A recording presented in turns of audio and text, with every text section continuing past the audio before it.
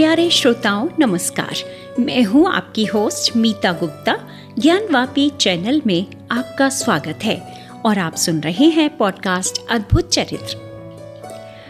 दोस्तों, गांधारी की कहानी में अभी तक आपने सुना था कि 100 कौरवों का जन्म कैसे हुआ था। गांधारी महाभारत की एक अत्यंत गंभीर और विवेकशील पात्र थीं। उन्होंने अपने पुत्र दुर्योधन और पति धृतराष्ट्र को अनेकों अवसरों पर नीति, धर्म और सत्य का मार्ग अपनाने की सलाह दी थी, परंतु उन दोनों ने कभी भी गांधारी की बात नहीं मानी। आज की कहानी में सुनेंगे कि किन किन अवसरों पर गांधारी ने अपने पति व पुत्र को सही मार्ग पर चलने की सलाह दी थी। धीरे धीरे समय के साथ कौरव राजकुमार बड़े होने लगे। गांधारी का उनके प्रति बड़ा प्रेम था। कुछ समय बाद जंगल में धृतराष्ट्र के भाई पांडु का देहांत हो गया।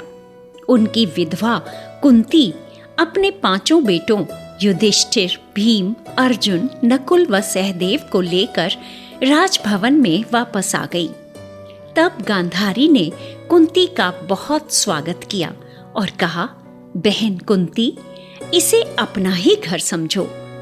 तब कुंती ने अपने बच्चों का परिचय गांधारी से कराया तो गांधारी ने उन्हें आशीर्वाद दिया। कुंती के 5 पुत्रों ने गांधारी से कहा, आप हमारी माता के समान ही हैं, हमें आशीर्वाद दीजिए। बाद में अकेले में गांधारी सोचने लगी, मेरे 100 पुत्र हैं, कुंती के मात्र 5, किंतु 5 कितने सुशील और वीर लगते हैं। गांधारी तथा कुंती एक दूसरे को बहन की तरह चाहती और मानती थीं, परंतु उनके बच्चों में वैर का बीज पनपने लगा। धीरे धीरे यह स्पष्ट होने लगा कि दुर्योधन के बारे में विदुर की शंका निर्मूल नहीं थी। दुर्योधन ने भीम को विष देने और डुबो देने का प्रयत्न किया। भीम तो किसी तरह बच गया, पर गांधारी को विश्वास नहीं हुआ कि उसके बेटे ने ऐसा किया होगा। जब विदुर और भीष्म ने गांधारी को बताया तो वह बोली, झूठ, बिल्कुल झूठ। मेरा पुत्र दुर्योधन भीम या किसी के साथ भी ऐसा नहीं कर सकता। समय बीतने के साथ कौरव और पांडवों का वैर बढ़ता गया और जब युधिष्ठिर को राज्य का उत्तराधिकारी बनाया गया तब यह वैर उफन पड़ा। राज्य का अधिकांश भाग युधिष्ठिर के पिता पांडु ने जीता था, अतः सब इस बात से सहमत थे कि राज्य का अधिकारी युधिष्ठिर है। इसके विरुद्ध थे तो केवल कौरव। एक दिन दुर्योधन ने अपने मामा शकुनी से कहा, वन से आए हुए ये भिखारी ऐसे शक्तिशाली हो गए मामा। तो शकुनी ने कहा, तुम्हें कुछ करना चाहिए दुर्योधन, नहीं तो इनकी शक्ति बढ़ती ही जाएगी। मामा शकुनी से बढ़ावा पाकर दुर्योधन ने पांडवों को लाख के घर में जलाने का षड्यंत्र भी किया, किंतु पांडव बचकर निकल गए। फिर उन्होंने पांचाल देश की राजकुमारी द्रौपदी से विवाह किया। धृतराष्ट्र ने आधा राज्य उन्हें दे दिया। पांडवों ने अपने लिए नई राजधानी बसाई, इंद्रप्रस्थ नाम की। गांधारी अपने पुत्रों की करतूतों से आंखें मूंद लेना चाहती थी, परंतु सच्चाई उसके हृदय को मथ डालती थी। फिर एक दिन आया जब सच्चाई छिपाई न छिप सकी। दुर्योधन और शकुनी ने जुए में पांडवों की संपत्ति, राजपाट और यहाँ तक कि उनकी पत्नी द्रौपदी को भी जीत लिया। तो दुर्योधन अपने भाई दुशासन से बोला, जाओ द्रौपदी को यहाँ खींच लाओ। यह सुनकर गांधारी को और सबको मानो काठ मार गया। सबके सब सन्नाटे में आ गए। द्रौपदी करुण स्वर से बोली, नहीं नहीं, ऐसा मत करो। गांधारी ने द्रौपदी की करुण आवाज सुनकर सोचा, मेरा अपना पुत्र भरी सभा में एक सती नारी की लाज हरने चला है। दुर्योधन के डर से बड़े बूढ़े बोले तक नहीं। दुर्योधन द्रौपदी से बोला, द्रौपदी, तेरे तो 5 पति हैं, किंतु कोई सहायता को आगे नहीं आ सकता।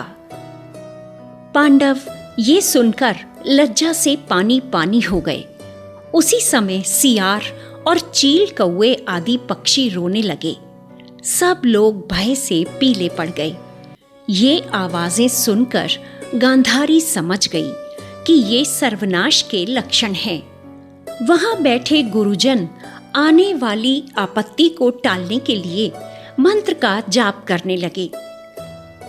एक सच्चरित्र नारी को जब मानना पड़े कि उसका पुत्र नीच है, इससे बढ़कर और दुख क्या हो सकता है। गांधारी परेशान होकर सोचने लगी, हे प्रभु, मुझे सत्य को स्वीकार करने का साहस दो। जो आंखें होने पर भी अंधा बना रहे, उससे बढ़कर अंधा कौन होगा।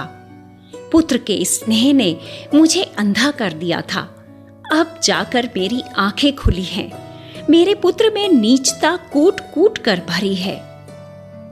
वह अपने पति से बोली, नाथ, पांडवों का राज्य लौटा दो, उन्हें मुक्त कर दो, मैं भीख मांगती हूं। आपने अपशकुन सुने थे ना? विदुर ने बहुत पहले चेतावनी दी थी, हमारा पुत्र अधम है, इसे रोका नहीं तो यह हमारा नाश करवा के रहेगा। गांधारी की बात सुनकर धृतराष्ट्र भय से कांप उठे, तो वे ये बात कैसे टालते। वे द्रौपदी से बोले, द्रौपदी, तुम्हारे साथ अन्याय हुआ है, तुम कुछ मांग लो। तब द्रौपदी ने कहा, मेरे पतियों का राज्य उन्हें लौटा दो राजन। तब धृतराष्ट्र ने इंद्रप्रस्थ पांडवों को लौटा दिया। जब द्रौपदी को लेकर पांडव चले गए तो दुर्योधन धृतराष्ट्र पर बहुत बिगड़ा और गुस्से में बोला, यह आपने क्या कर डाला पिताजी? पांडवों को राज्य लौटाकर आप सांपों को दूध पिला रहे हैं। एक दिन वे हमें ही डसेंगे। तब शकुनी ने सुझाव दिया कि पांडवों को फिर बुलाकर एक बार और जुआ खेलें। धृतराष्ट्र तो दुर्बल थे, इसलिए वे मान गए। पांडव फिर बुलवाए गए। खेल की शर्तें तय की गईं। शकुनी ने खेल की शर्त रखी कि जो भी जुए में हारेगा वह 13 वर्ष का वनवास करेगा और 13वां वर्ष गुप्त रूप रहकर बिताना होगा। पांडवों ने उनकी यह शर्त मान ली। जुए में पांडव फिर हार गए और उन्हें वनवास के लिए जाना पड़ा। दुर्योधन ने द्रौपदी से जाते हुए कहा, तुम्हें अपने निर्धन पतियों के साथ वनवास करना पड़ेगा, किंतु तुम चाहो तो हम में से किसी को चुन लो और राजसी सुख भोगो। पांडव ये व्यंग्य बाण न सह सके। अर्जुन ने कड़क कर दुर्योधन से कहा, दुर्योधन, हमारे बीच की खाई कभी पटेगी नहीं। हम 13 वर्ष में लौटेंगे, तब बदला लेंगे इन सब बातों का। अर्जुन के ये शब्द कौरवों के लिए विधि का विधान बन गए। गांधारी के कानों में वो शब्द निरंतर गूंजते रहते थे। अब इससे बचाव नहीं हो सकता था, इसलिए गांधारी सोचती, कैसे तू इतना नीच हो गया रे मेरे पुत्र। कुंती राजभवन में ही गांधारी के साथ रहती थी। गांधारी कुंती को सांत्वना देती रहती। धीरे धीरे 13 वर्ष बीते, किंतु दुर्योधन ने पांडवों को वनवास बिताने के बाद भी उनका राज्य लौटाने से मना कर दिया। तब पांडवों ने युद्ध की तैयारी की। युद्ध की बातें गांधारी के कानों में पड़ती रहती तो वह सोचा करती कि पांडवों की सेना बहुत शक्तिशाली है, कृष्ण भी इनके साथ हैं, वे साक्षात भगवान हैं, मेरे पुत्रों का नाश हो जाएगा।